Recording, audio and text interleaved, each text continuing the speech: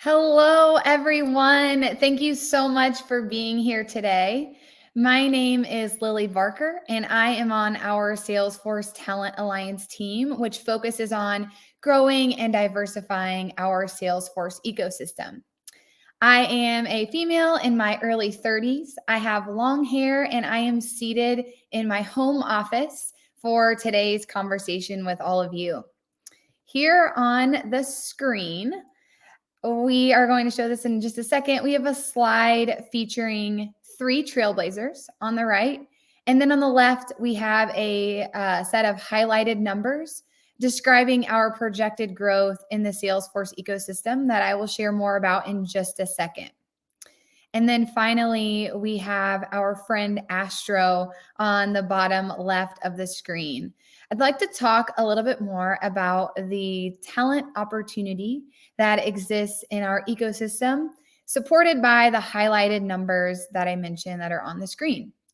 The demand for Salesforce talent will grow to 9.3 million new jobs by 2026, according to estimates from the IDC. That's right, 9.3 million new jobs. It's a ton of demand and a ton of opportunity. And to meet this demand, we know that we need to work together with our partners and our customers, just like you, to bring new trailblazers into the ecosystem. And we want to do so with a particular emphasis on building a diverse workforce that reflects society around the globe. On the next slide, you'll see 3 separated columns in white with a blue background that reads: first, certify for job seekers, commit for partners and customers, and connect for both partners and customers as employers and job seekers. These 3 columns or pillars center around the framework of the Talent Alliance. First, we're focused on inspiring people, especially those who are underrepresented in tech, to pursue Salesforce careers. There's so much opportunity, and we need to raise awareness of the opportunity that exists for those individuals. Next, we support employers by asking you to commit to hiring this new and diverse talent with benefits for you along the way to sweeten the deal. And then we help to connect both parties. This month's spotlight is focused on disability awareness, and I am so excited to introduce our panel of guest speakers. Our speaker introduction slide shows photos of each of today's panelists, who you will see in just a second. Below their photos are their names and titles. And then at the bottom of the screen, you'll see logos representing each of the organizations that our speakers represent. First, we have the Office of Accessibility logo, and second, we have the Blind Institute of Technology's logo. Starting from left and working our way to right, we have Jessica Roth first, a program manager with Salesforce's Disabilities at Work team. Next, we have Sarah Mark, Senior Program Manager with Salesforce's Workforce Development team. Both Sarah and Jessica are part of the Office of Accessibility at Salesforce. And then finally, we have Mike Hess, Founder and Executive Director of the Blind Institute of Technology. Welcome, panelists. Thank you so much for being here. For all of our audience members, in case you didn't know, in case you didn't get the theme, October is Disability Awareness Month, which is a great time for all of us to come together and learn more about disability inclusion and accessibility. Those with disabilities account for 15% of the world's population, but unfortunately, they still remain widely underrepresented in the workforce. The current rate of unemployment among people with disabilities is nearly 13%. This is actually the highest percentage it's been in 7 years.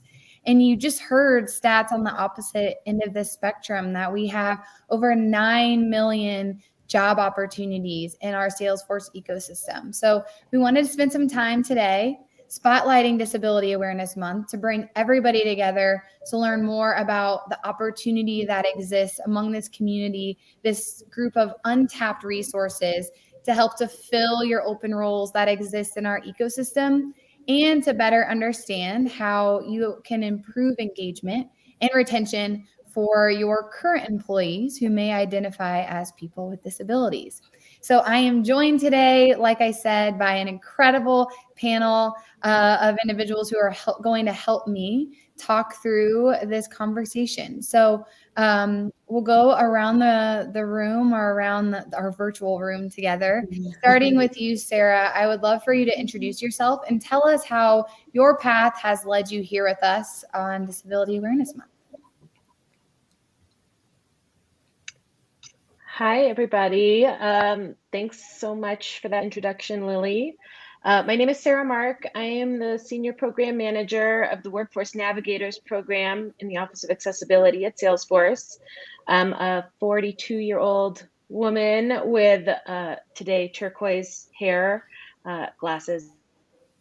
I'm so thrilled to be here. I've been with the Office of Accessibility since basically the very beginning of the pandemic, which is an unusual time to start a job, but I feel very lucky to be here. And the Office of Accessibility was started not too long before I was hired.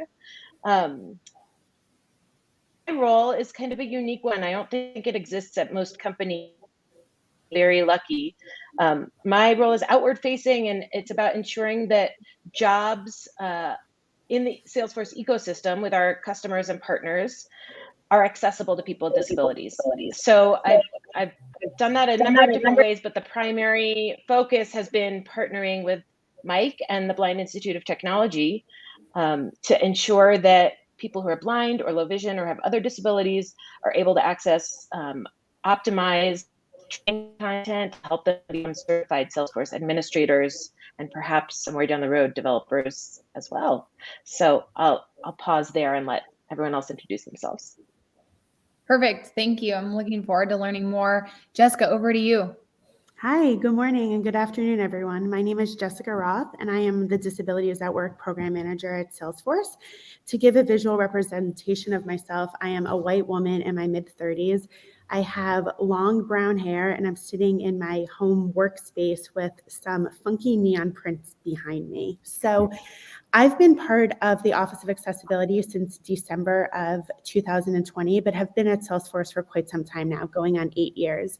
And my role as the Disabilities at Work Program Manager is, my role is internally facing, making Salesforce the best place to work for people with disabilities, really starting at the recruiting level and thinking about how we retain talent of people with disabilities and to really grow their careers here at Salesforce. So I'm so excited to be here with this wonderful panel. Thank you. Great. Mike, round us out. Good morning, good afternoon to everybody. Thank you so much for having me be part of today's panel. Really excited, really humbled to be here today. I am a 50-year-old Caucasian male. I am blind. I've been blind since I was a youth. And so I'm sporting some stylish shades.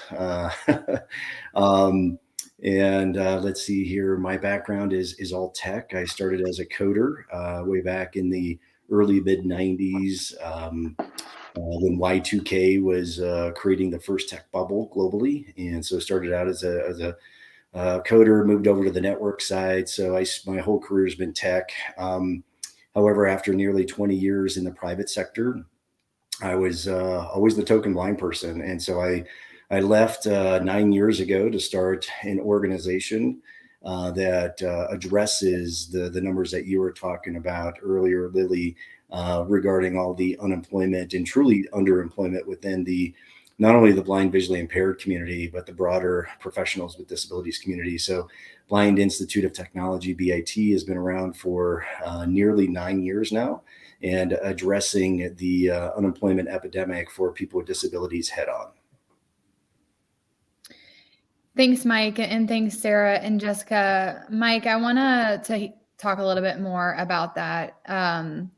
So I have learned a lot from our conversations, and I know that you also host or co-host on a podcast that you had that you referenced for me, and I've listened to a couple of those episodes, and I shared the stat at the beginning that people with disabilities represent 15% of the global population, just 1.2 billion people.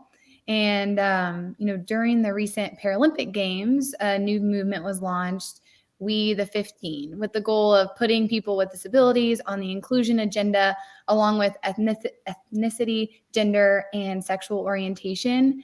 I wanted to hear your thoughts on why you think people with disabilities can sometimes be omitted from inclusion-related conversations.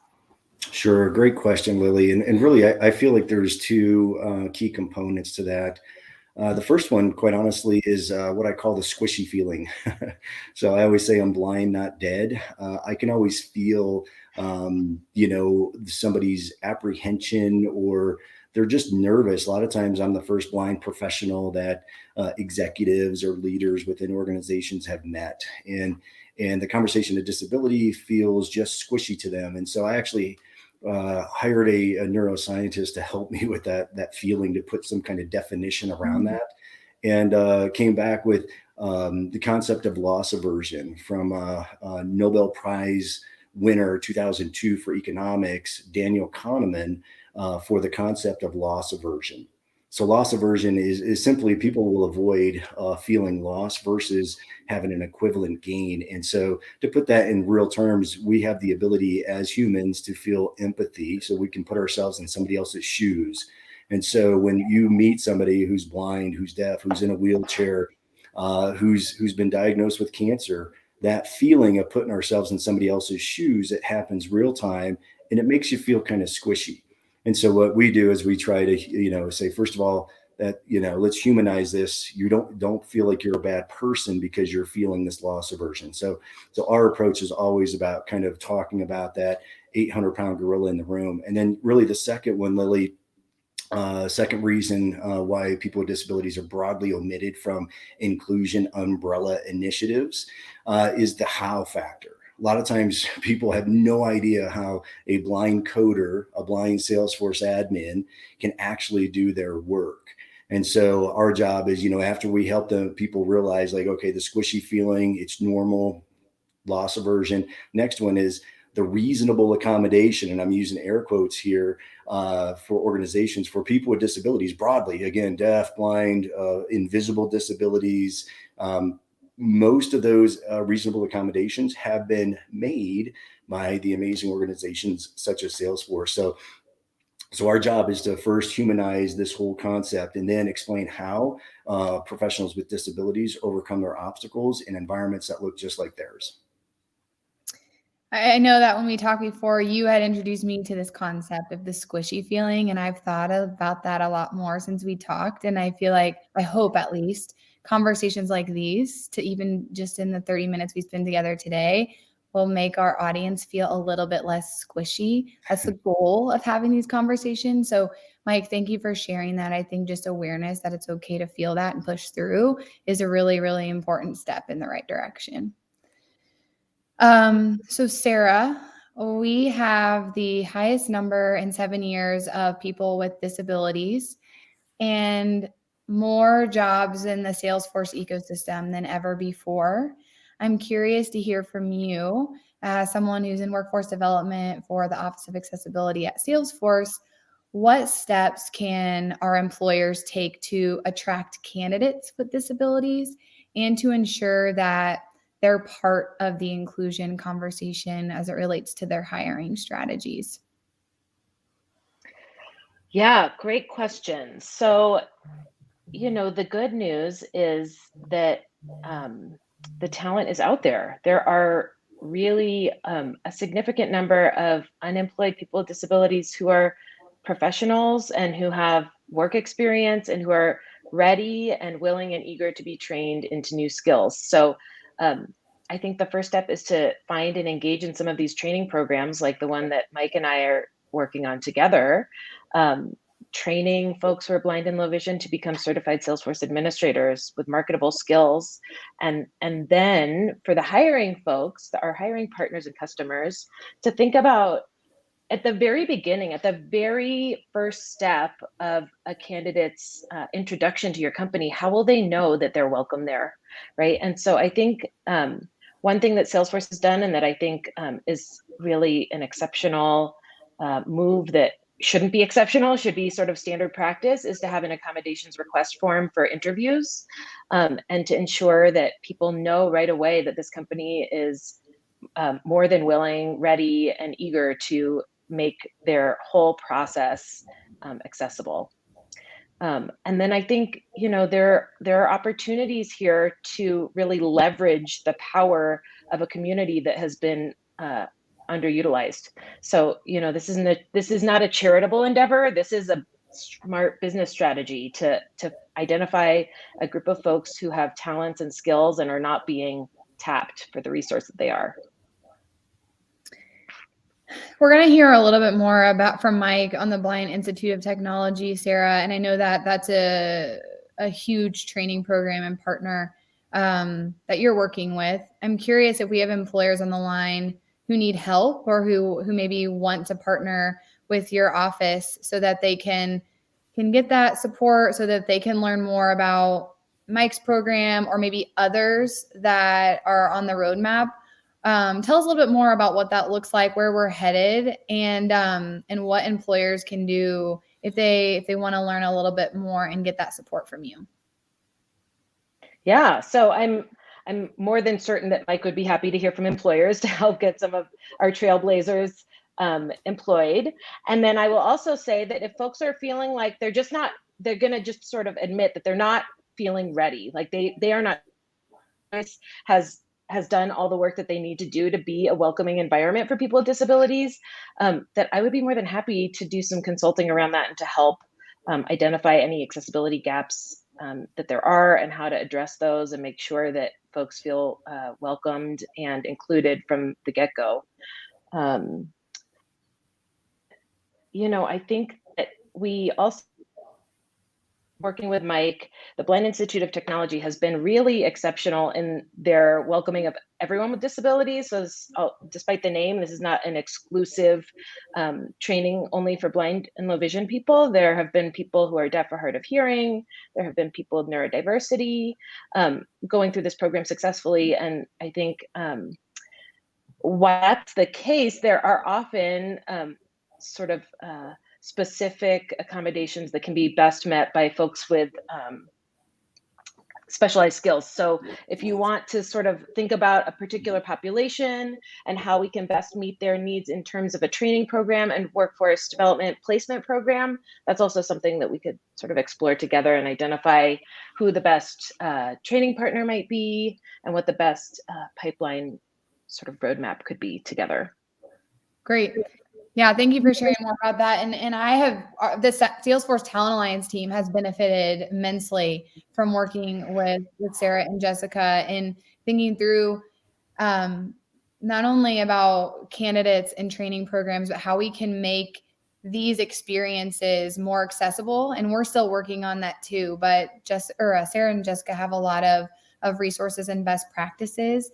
She mentioned the accommodations request form, how you can make virtual experiences more accessible, and so on. So please use their office as a resource for those best practices, in addition to finding ways to connect with candidates. All right, Mike, without further ado, I need to hear more details about your program. So the mission of your program is to prepare the blind and visually impaired community and the employers who hire them for success in the workplace. We have mostly employers on the call today. Can you tell us more about how you're preparing candidates and how you're preparing employers? Sure. Yeah. And again, so Blind Institute of Technology, just a little background. So I'm blind. I'm also very much a tech head, very much a nerd. I say that in a very loving way. I took the binary bit, the 0 and 1 machine language, right? So, and created the acronym Blind Institute of Technology. Two reasons. One, within the disability community, like this isn't the Olympics for the poor me club, but the blind population, just based on statistics, really, really, really high unemployment rates within the blind, visually impaired community. And so just kind of creating, like taking that on head on, and then kind of the tech component of it. I do believe technology is the greatest mitigator for all of humanity, from the Wright brothers to the pencil, helping humanity overcome its obstacles. And so the name Blind Institute of Technology is not indicative of just who we work with. It's about professionals with disabilities first and foremost. So we've got a program that levels them up, to use a gamer term, right? Knowing first and foremost, everything that we enter into is with the lens of accessibility. So knowing, again, coming from a heavy tech private sector background, I know the organizations, the SaaS implementers that are out there that are creating accessible environments. And so with all that knowledge, that institutional knowledge, and with an amazing set of cohorts graduating practically every quarter at this point, our big job is to create the demand, create the education within employers, help them, first with the squishy feeling, then the how statement, and then helping them just realize, like, okay, so through our trainings, we call it empowerment training. It's not disability etiquette. We want to speak corporate language. So this is empowerment training. This is organizational development that is world class. It really is helping organizational leaders, managers, senior directors, folks that have budget, who have talent needs, help them understand what it's like to work with somebody who's visually impaired and maybe a data analyst, somebody who's blind and a coder, a Salesforce admin. So we bring that training into these organizations, helping them with that whole how factor. And so we want to prepare the organization for success. So we have a very crawl, walk, run approach to organizational development, helping them feel super comfortable from the onboarding all the way through the employment. And many months down the road, we keep track of our folks. We have statistics that show anybody who's been on a contract for 6 months or longer with an organization, we have nearly a 97% retention rate within organizations. So quite simply, our talent, we don't job hop. We don't have the opportunities to do that like other community members can. So our education really helps us prime the organization for success long term. 97% retention rate. That's incredible. Mike, are you looking for employers right now? Do you have room to take new employers on? 100%. Honestly, within this conversation, and Sarah and I have been talking about this since the beginning of our relationship, it's tipping that scale within the demand, on the demand side, getting folks comfortable with what we do. And we share, like, so great. Since we're a nonprofit, like, we share all of our data with the Office of Accessibility, and like all the, we've had some amazing wins, and we share that. We've had some challenging, I call them spectacular failures, but we're learning along the way, and we're really transparent with all that, with the Office of Accessibility, being as transparent as we can, because the only way to, for us to grow this is to be transparent, is to share this, and then to grow, learn from our challenges, and adjust, be iterative along the way. And it's been an amazing partnership with the Office of Accessibility, but we're desperate for more partners. It's not a talent shortage on our side. It's a demand shortage. All right. Thank you, Mike. Employers, you heard it here. I know you're looking for talent, and Mike has talent. So check out the chat window to find how you can get connected with Mike in the Blind Institute of Technology. And we'll also be sharing some information about how you can contact them on our Partner Force social pages after today's call. So you can look for them there as well. So 97% retention rate for the Blind Institute of Technology candidates. Jessica, we know that retention is also a big piece of being happy at your job and feeling that sense of community. How can employers make their employees feel safe and supported once they've been hired, based on your experience with Salesforce and our Office of Accessibility? Yeah, great question, Lily. So I have this term that I like to use, that we have to make sure our house is super clean before we invite people to come, live with us. So it's really crucial to have a very supported community at whichever organization that you're thinking of.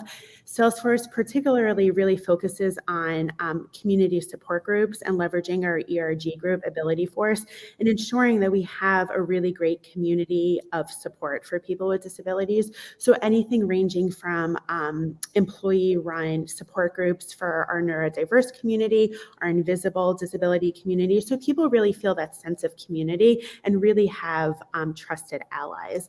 I think further than that, not even just speaking how like peers can support one another, thinking about how we really enable managers and our teams to best work with people with disabilities. I think a lot of times, it's a lack of education. People don't know what to say. People don't want to say the wrong thing. So we avoid the conversation, right? So we just released at Salesforce some accessibility trails to really help and empower both team members and managers to best work with people with disabilities. So I would say both the supportive environment, but also the empowerment and enablement and tools to make sure people feel very comfortable, communicating and working with people with disabilities.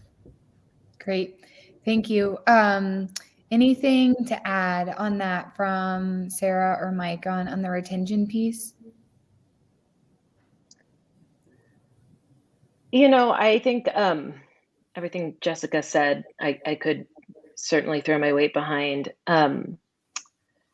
I'll say too, I think when you have not been given a lot of opportunities in your life and then you're given an opportunity, you don't take it for granted, right? So there's a way in which people with disabilities who are given the chance to have the meaningful work and career that they should be entitled to and certainly are more than eligible for, are going to sort of bring their whole self to the workplace because it's their first chance to do so, or it's, they understand that the opportunities are not, I think Mike sort of alluded to this. You can't go hopping from one job to the next when there's so much stigma and discrimination that you're facing at every turn. So folks are really invested in making it work once they get hired. And I think there's also a way in which bringing people with disabilities into the workforce gives the folks who don't identify as having a disability a sense of pride in their workplace as well. Because really everyone has someone in their life with a disability. I think perhaps if you think you don't, you perhaps don't know it. But people with disabilities are vast and are in fact not a minority of the population, the world population. Yeah. So everybody has their own personal story of how they're touched by disability, and seeing that your workplace is investing in the community is going to make you feel more of a sense of pride in your workplace, whether or not you're a person with a disability. Yeah, absolutely. So that actually leads me into my final question. And Sarah, I think you answered it. I'm curious if we could hear from Jessica and Mike, what is the one unique or special skill that people with disabilities bring to an organization? And from what Sarah just shared, I would summarize that as loyalty and resilience. And one I hadn't considered before, helping others have more pride in the work that they do and that sense of community too. So I may have stolen your answers, Mike and Jessica, but I'm curious if you, just to wrap us up here, if you wouldn't mind sharing from your perspective the unique skill that those with disabilities bring to an organization that maybe others don't. Jessica, I'll start with you if you're ready. All right, Sarah, that was a really good answer. So I would say that definitely a unique perspective. People, especially in the neurodiverse community, they think differently in ways that neurotypical people may not think. So just having that unique perspective is incredibly valuable to organizations. Agreed. Mike, what would you add? No, and it's kind of encompassing of really everything that's been said. But I like to always say, like, lived experience is something that is really unique to all of us. And when you've lived with a physical disability like mine, being blind my entire life, the experiences that I've had are pretty unique from feeling overt discrimination and having the internal confidence to know that this is truly their lived experience, not mine. It's not a reflection of me and my talent, my skills, and my passion. That lived experience affords me a pretty unique lens on the world, which when organizations in general are looking for thought leaders, right? You would want to bring in more lived experience than you currently have, because your products, your services, your bottom line, your culture will be better for it. Oh, I love that. Mike, wow. What a way to bring us home. Thank you to you, Mike. Thank you, Jessica and Sarah. This has been a really incredible conversation. I know I'm inspired, and I want to make sure that everyone listening can continue the conversation, continue our connections that we've made today. So on our last slide titled Next Steps, we'll wrap up our LinkedIn Live for today. This slide has a white column. Starting on the left, we have our Salesforce Talent Alliance logo with information for employers who are maybe interested in continuing to deepen their engagement, augment their talent pipeline, and invest in candidates. And our Talent Alliance Fellowship, you'll have the opportunity to bring on certified candidates. They'll work within your organization for 12 weeks, which helps them gain hands-on experience. And then you have the option to hire those individuals at the end of that 12-week program.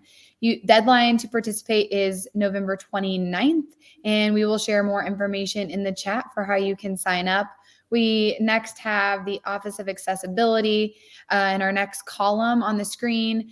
We have some information here about organizations that were featured that we didn't spotlight today, but Optimize is one that was featured in a past spotlight on our neurodiverse community. And then there is an example here on a tool where you can help to vet your candidates so it's more inclusive, as well as our accommodations request form example. And then finally, for the Blind Institute of Technology, we have their website so that you as employers can go and learn more about how you can connect with their incredible candidates.